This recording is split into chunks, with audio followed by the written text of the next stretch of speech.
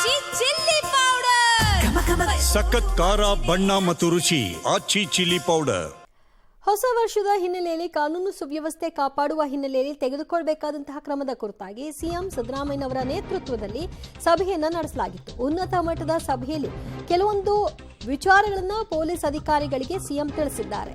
ಬೆಂಗಳೂರಿನಲ್ಲಿ ಅಹಿತಕರ ಘಟನೆಗೆ ಆಸ್ಪದ ಕೊಡಕೂಡದು, ಕಟ್ಟುನಿಟ್ಟಿನ ಕ್ರಮ ಕೈಗೊಳ್ಳಬೇಕು ಅಂತ ಸಿಎಂ ಸೂಚನೆಯನ್ನ ಕೊಟ್ಟಿದ್ದಾರೆ. ಅದರಂತೆ ಕಳೆದ ವರ್ಷ ಯಾವ ರೀತಿಯಾದಂತಹ ಭದ್ರತೆಯನ್ನ ವ್ಯವಸ್ಥೆಯನ್ನ ಮಾಡಿಕೊಳ್ಳಲಾಗಿತ್ತು, ಅದಕ್ಕಿಂತ ಸ್ವಲ್ಪ ಹೆಚ್ಚುವರಿ ವ್ಯವಸ್ಥೆಯನ್ನೇ ಈ ಬಾರಿ ಮಾಡಿಕೊಳ್ಳಿಕ್ಕೂ ಕೂಡ ಇಲಾಖೆ ಮುಂದಾಗಿದೆ.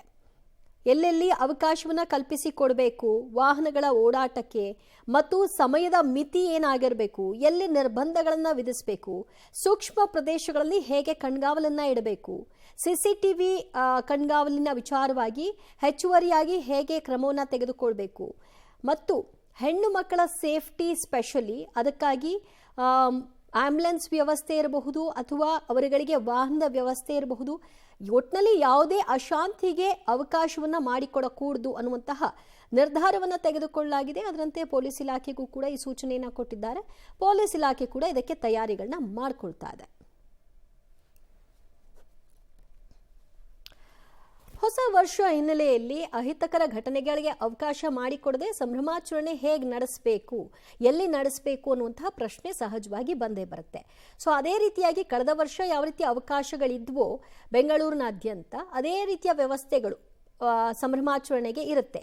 ಆದರೆ ಬಿಗಿ ಭದ್ರತೆಯೊಂದಿಗೆ ಈ ಬಾರಿಯ ಸಂಭ್ರಮಾಚರಣೆಗೆ ಅವಕಾಶ. ಸುಮಾರು 10 ಲಕ್ಷಕ್ಕೂ ಹೆಚ್ಚು ಮಂದಿ ಈ ಪಾರ್ಟಿಗಳಲ್ಲಿ ಭಾಗಿಯಾಗ್ತಾರೆ ಅನ್ನುವಂಥ ಇನ್ಫಾರ್ಮೇಶನ್ ಪೊಲೀಸ್ ಇಲಾಖೆಗಿದೆ. ಅದರ ಮಾಹಿತಿಯನ್ನು ಕೂಡ ಮುಖ್ಯಮಂತ್ರಿಗಳ ಬಳಿ ಪೊಲೀಸ್ ಅಧಿಕಾರಿಗಳು ಹಂಚಿಕೊಂಡಿದ್ದಾರೆ. ಮತ್ತಷ್ಟು ಮಾಹಿತಿ ಕೊಡ್ತಾರೆ ನಮ್ಮ ಪ್ರತಿನಿಧಿ ರವೀಶ್. ಇವತ್ತಿನ ಸಭೆಯಲ್ಲಿ ತೆಗೆದುಕೊಂಡಂತಹ ಪ್ರಮುಖ ಅಂಶಗಳು, ಏನು ಹೈಲೈಟೆಡ್ ಅಂಶಗಳು, ಕಳೆದ ಬಾರಿಗಿಂತ ಏನು ಭಿನ್ನವಾಗಿರುತ್ತೆ ಭದ್ರತಾ ವ್ಯವಸ್ಥೆಯಲ್ಲಿ?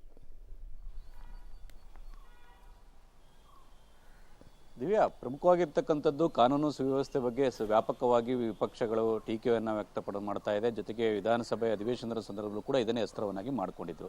ಹಾಗಾಗಿ ಈ ಬಾರಿ ಹೊಸ ವರ್ಷದ ಸಂದರ್ಭದಲ್ಲಿ ಯಾವುದೇ ರೀತಿಯ ಅಹಿತಕರ ಘಟನೆ ನಡೆಯಬಾರದು ಅಂತೇಳಿ ಸರ್ಕಾರ ಮುನ್ನೆಚ್ಚರಿಕಾ ಕ್ರಮವನ್ನು ತೆಗೆದುಕೊಳ್ತಾ ಇದೆ. ಯಾಕೆಂದ್ರೆ ಮೊನ್ನೆಯಷ್ಟೇ ಕಮಿಷನರ್ ಒಂದು ಕಚೇರಿಯಲ್ಲೂ ಕೂಡ ಪರಮೇಶ್ವರ್ ಅವರು ಸಭೆಯನ್ನು ನಡೆಸಿ ಕಟ್ಟುನಿಟ್ಟಾಗಿ ಆದೇಶವನ್ನು ಕೊಟ್ಟಿದ್ರು. ಅದರ ಮುಂದುವರಿದ ಭಾಗವಂತೆ ಇವತ್ತು ಮುಖ್ಯಮಂತ್ರಿ ಸಿದ್ದರಾಮಯ್ಯ ಅವರ ನೇತೃತ್ವದಲ್ಲಿ ಗೃಹ ಸಚಿವರು ಜೊತೆಗೆ ಪೊಲೀಸ್ ಅಧಿಕಾರಿಗಳ ನೇತೃತ್ವದಲ್ಲಿ ಸಭೆಯೂ ಕೂಡ ನಡೆದಿರ್ತಕ್ಕಂಥದ್ದು.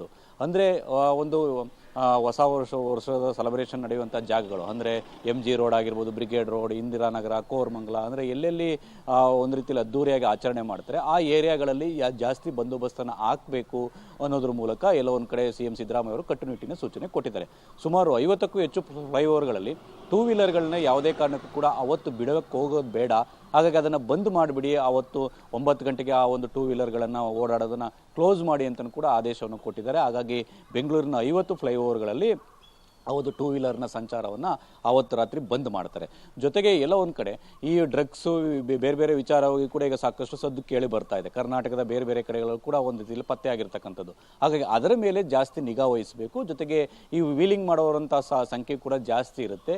ಈ ಹಿನ್ನೆಲೆಯಲ್ಲಿ ಅದನ್ನು ಗಸ್ತನ್ನು ತಿರುಗೋದ್ರ ಮೂಲಕ ಪೊಲೀಸರು ಅದಕ್ಕೆ ಕಡಿವಾಣ ಹಾಕಬೇಕು ಅಂತ ಕೂಡ ಕಟ್ಟುನಿಟ್ಟಿನ ಸೂಚನೆ ಕೊಟ್ಟಿದ್ದಾರೆ. ಹಾಗಾಗಿ ಡಿಸೆಂಬರ್ 31 ಮತ್ತು ಜನವರಿ 1, 2 ಈ ದಿನಗಳಲ್ಲಿ ಪೊಲೀಸರು ಕಟ್ಟೆಚ್ಚರವನ್ನು ವಹಿಸಬೇಕು. ಜೊತೆಗೆ ವ್ಯಾಪಕ ಬಂದೋಬಸ್ತ್ ಮಾಡಿಕೊಳ್ಳಿ ಅಂತೇಳಿ ಆ ಒಂದು ಪೊಲೀಸ್ ಮಹಾನಿರ್ದೇಶಕರು ಮತ್ತು ನಗರ ಪೊಲೀಸ್ ಆಯುಕ್ತರು ಕೂಡ ಸಿಎಂ ಸಿದ್ದರಾಮಯ್ಯ ಅವರು ಸೂಚನೆಯನ್ನು ಕೊಟ್ಟಿರ್ತಕ್ಕಂಥದ್ದು.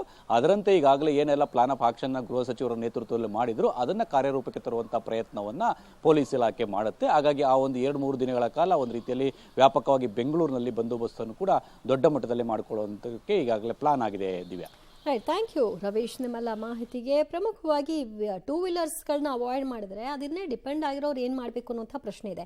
ಯಾಕೆ ಈ ನಿರ್ಧಾರವನ್ನು ತೆಗೆದುಕೊಂಡಿದ್ದಾರೆ ಅಂದರೆ ಬಹುತೇಕ 2 ವೀಲರ್ಗಳು ಆ ಸಂದರ್ಭದಲ್ಲಿ ವೀಲಿಂಗ್ ಮಾಡ್ತಾರೆ, ಅದರಿಂದ ಅನಾಹುತಗಳಿಗೆ ಎಡೆ ಮಾಡುವಂತಹ ಸಾಧ್ಯತೆ ಕೂಡ ಇರುತ್ತೆ. ಅದನ್ನು ನಿಯಂತ್ರಿಸಬೇಕು ಅನ್ನೋದಾದರೆ 2 ವೀಲರ್ಸ್ಗಳಿಗೆ ಅವಕಾಶವನ್ನು ಮಾಡಿಕೊಡಬಾರ್ದು ಅಂತ. ಸಹಜವಾಗಿ ನ್ಯೂ ಇಯರ್ ಸಂಭ್ರಮಾಚರಣೆ ಅಂತ ಅಂದಾಗ ಹೊರಗೆ ಪಾರ್ಟಿಗಳಿಗೆ ಹೋಗೋರು ಕಾರ್ನಲ್ಲೇ ಹೋಗ್ತಾರೆ ಅನ್ನುವಂಥ ಪ್ಲಾನ್. ಇನ್ ಕೇಸ್ ಆ ವ್ಯವಸ್ಥೆಗಳಿಲ್ಲ ಅಂದರೆ ಕ್ಯಾಬ್ಗಳನ್ನ ಮಾಡಿಕೊಳ್ಳುವಂಥ ಸವಲತ್ತುಗಳು ಕೂಡ ಇರುತ್ತೆ.